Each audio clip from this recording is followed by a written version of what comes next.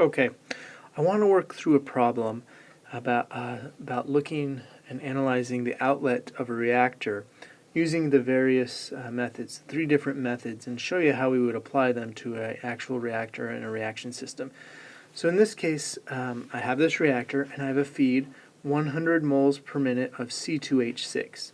The reaction is C2H6 breaks down into C2H4 and hydrogen molecule. And we know something about the outlet. We know that there's 40 moles a minute of hydrogen, and we want to find out how much C2H6 and how much C2H4 is coming out of this reactor. And so again, we're going to solve this our 3 different methods. So the first method I'm going to do is molecular balances method.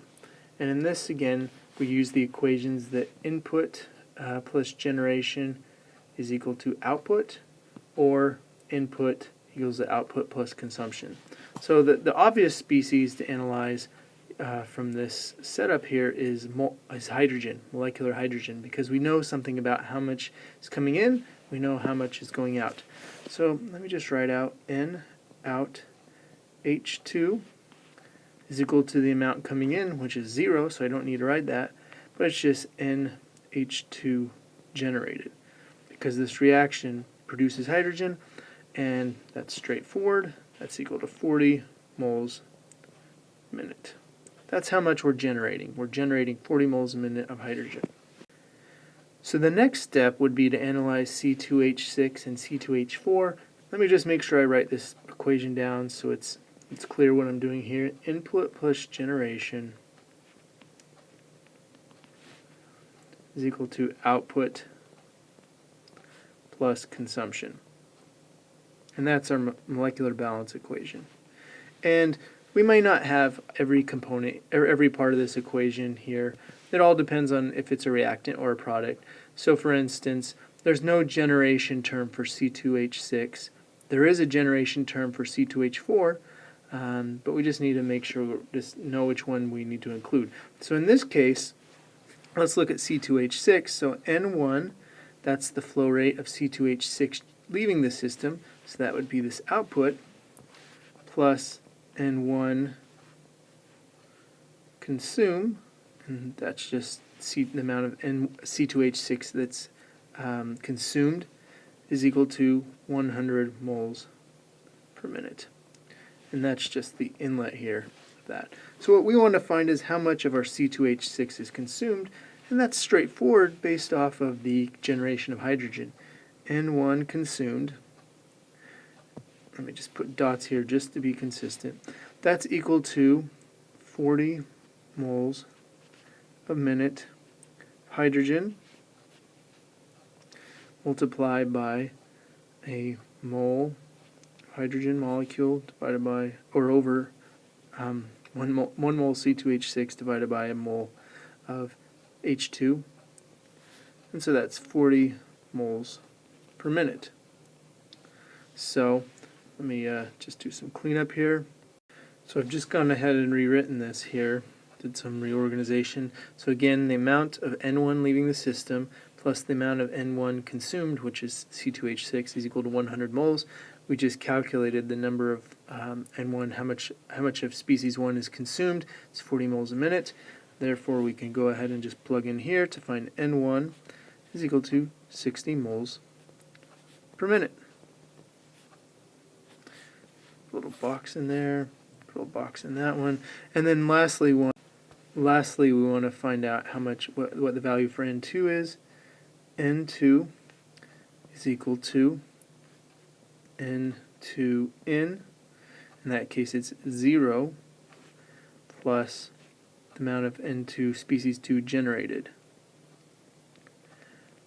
So how much of C2H4 is generated in this reaction, and then we can just go ahead and use our stoichiometric ratios here. N2 generated is equal to number of moles of H2 generated, so that's 40 moles a minute, that's H2,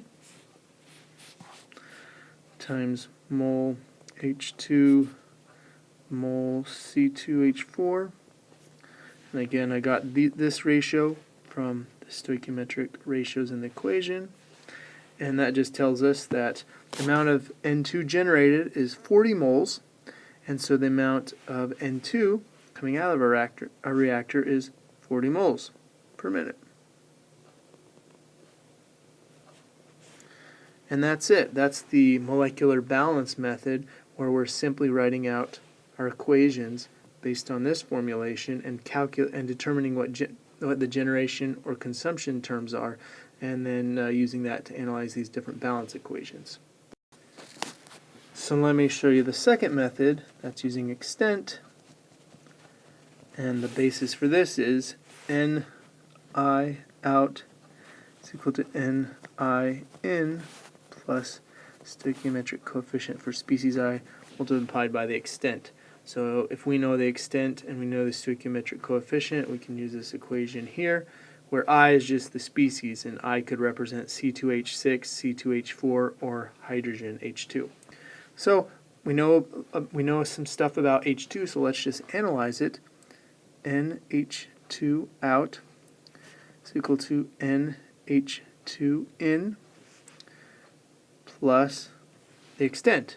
Well, this is 0, so that's not a problem. We know how much is coming out. That's equal to 40 moles a minute.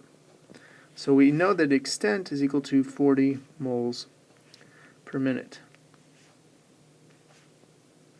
Put a little box in that. That's important to know. So now this is great because I know extent is pretty straightforward to calculate how much is coming out of the system for all the different species. N1 is equal to the amount coming into this system, or in other words, 100 moles per minute, plus the stoichiometric number times extent. In this case, it's a reactant, so it's minus the extent, and I know what extent is, so this is 60 moles per minute, and this is C2H6. And then finally, N2 is equal to the amount coming in, which is 0 moles a minute, plus the extent. And in this case, the extent, it's plus 1 here because this is a product right here. C2H4 is a product, and there's a 1 there, so we put a 1 there. And that's straightforward. That's equal to 40 moles a minute. And we get the exact same answer as we had using molecular balances, but I think it's a little more straightforward to go ahead and use this method because we just have one similar equation for all the different molecular species. And this is why I really like extent, because I think it's a lot more straightforward and easy to do. Let me show you the last method, and that's using atomic balances. And again, to remind you, the premise behind atomic balances is that the number atoms species I is equal coming in is equal to the number of atoms of species I coming out. So we're just going to balance the molecules, or the number of atoms coming in. We're not doing molecular balances, we're doing atomic balances. So we can write out a carbon balance, C balance.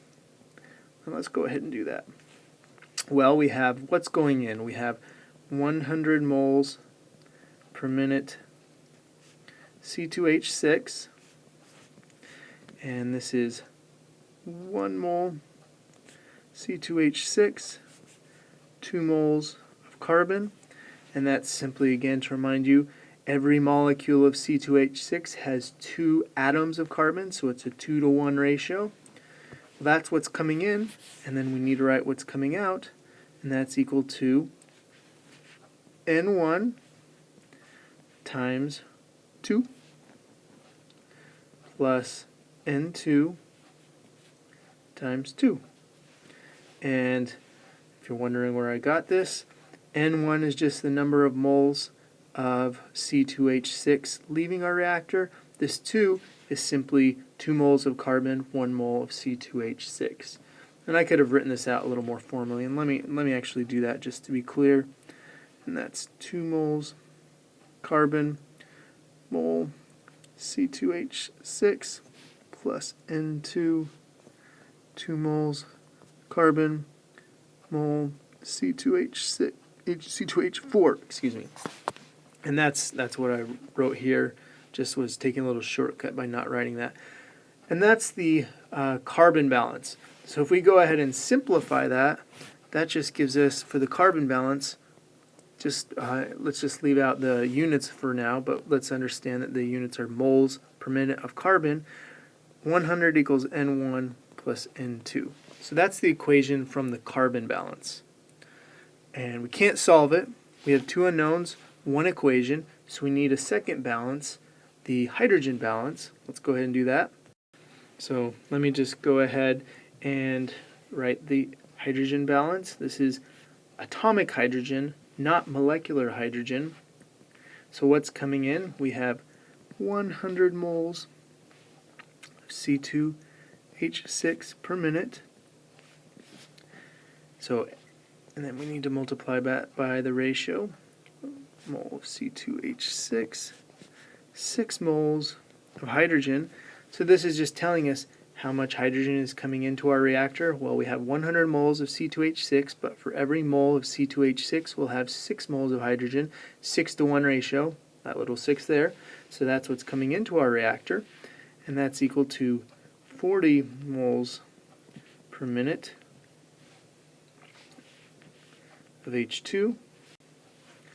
And then we have to multiply this by 2 moles of H per mole H2, and again that's the ratio of atomic hydrogen to molecular hydrogen. Every molecule of H2 has 2 atoms of hydrogen, so that's that for taking into account how much atomic hydrogen is in the H2 molecule.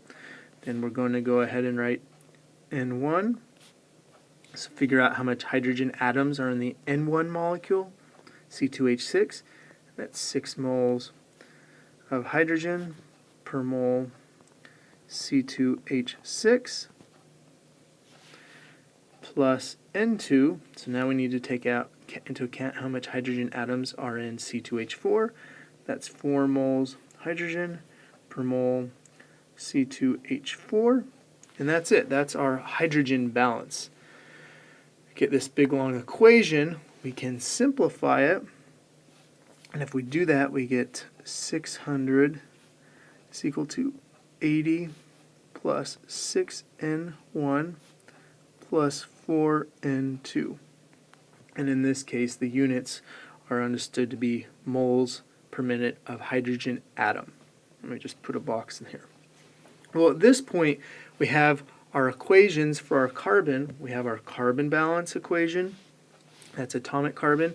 We have our atomic hydrogen balance equation. Two equations, our two unknowns, H2. So, our two equations, two unknowns, N1, N2 are our two unknowns. And we can go ahead and solve for this for N1 and N2. And we will get the exact same answer that we got using the other two methods, using molecular balances and atomic balances. But this again illustrates an alternative way to go ahead about solving a system.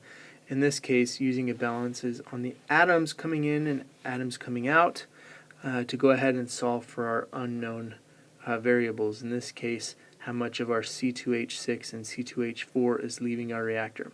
So there we have it. 3 examples of solving a system using three different techniques. And again, to emphasize, we'll probably do extent for most of the time because it's the most logical in my mind, and it's usually the most straightforward way to go about solving a system.